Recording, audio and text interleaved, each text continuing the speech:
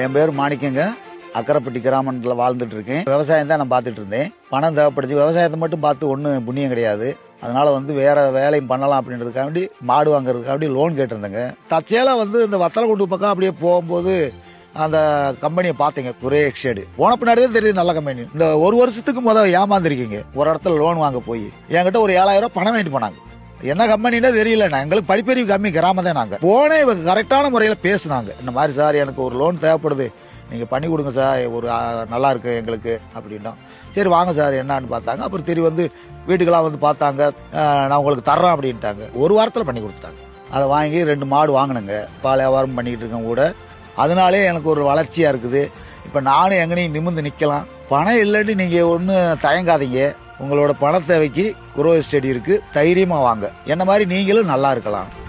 வெற்றியின் ஒவ்வொரு படியிலும் உங்களுக்கு உறுதுணையாக எங்கள் சேவை இருக்கும். உங்கள் வளர்ச்சி எங்கள் மகிழ்ச்சி.